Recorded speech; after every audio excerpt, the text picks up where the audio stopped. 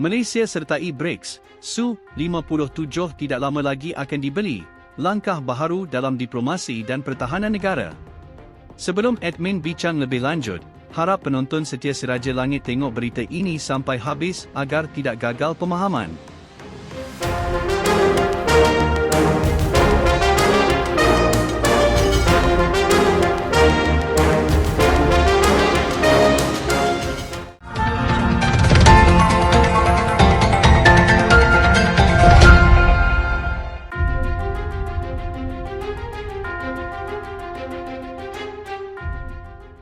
Putrajaya, 25 Oktober 2024, Malaysia telah mengumumkan keputusannya untuk menyertai BRICS, sebuah blok ekonomi yang terdiri daripada Brazil, Rusia, India, China dan Afrika Selatan. Langkah ini dilihat sebagai strategi diplomasi ekonomi baharu yang akan meningkatkan hubungan perdagangan dan pelaburan Malaysia dengan negara anggota lain. Perdana Menteri Malaysia dalam sesi media hari ini menyatakan bahawa kemasukan Malaysia dalam BRICS akan membuka peluang luas dalam bidang ekonomi, perdagangan dan teknologi. Kami melihat peluang besar dalam kerjasama ekonomi yang lebih erat dengan negara-negara BRICS. Ini adalah langkah penting untuk memastikan Malaysia kekal relevan di persada antarabangsa, katanya. Selain penyertaan dalam BRICS, Malaysia turut mengumumkan rancangan untuk membeli pesawat pejuang generasi kelima, Sukhoi Su-57, dari Rusia. Pengumuman ini dibuat selepas beberapa bulan spekulasi mengenai peningkatan keupayaan pertahanan udara negara. Malaysia akan menjadi negara Asia Tenggara pertama yang memiliki pesawat pejuang ini, yang menawarkan teknologi stealth termaju dan kelajuan supersonik.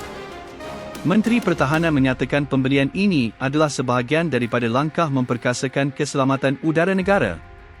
Kehadiran Su-57 dalam inventori pertahanan kami akan meningkatkan keupayaan pertahanan kami dan menyediakan kami untuk menghadapi ancaman moden.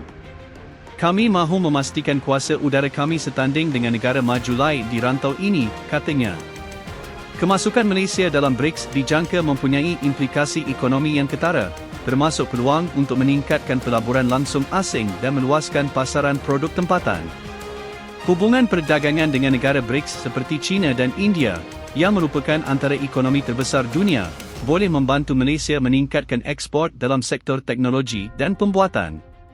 Sementara itu, pembelian pesawat Su-57 akan menunjukkan Malaysia sebagai sebuah negara yang serius untuk mengekalkan kedaulatan udara. Walaupun jumlah pesawat yang akan dibeli belum diumumkan secara rasmi, perjanjian ini menandakan peningkatan dalam hubungan ketenteraan antara Malaysia dan Rusia. Kerjasama ini juga dapat membuka peluang latihan bersama dan pembangunan teknologi pertahanan pada masa hadapan. Kemasukan Malaysia dalam BRICS telah menerima pelbagai reaksi daripada pakar ekonomi dan politik.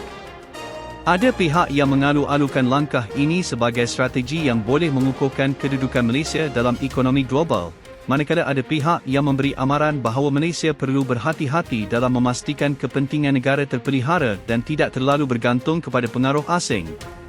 Sebaliknya, pengumuman pembelian Su-57 turut mendapat perhatian besar. Ada yang berpendapat bahawa langkah ini perlu, memandangkan ketegangan geopolitik yang semakin meningkat di rantau ini, manakala yang lain mengkritik kos pembelian pesawat ini yang tinggi. Bagaimanapun, kerajaan menegaskan pelaburan ini adalah sebahagian daripada strategi jangka panjang untuk mengukuhkan keupayaan pertahanan negara. Dengan kemasukannya dalam BRICS dan rancangan pembelian Su-57, Malaysia mengambil langkah strategik untuk meningkatkan daya saing ekonomi dan keupayaan pertahanannya. Langkah-langkah ini menandakan usaha negara untuk kekal relevan di peringkat global sambil memastikan keselamatan negara kekal menjadi keutamaan.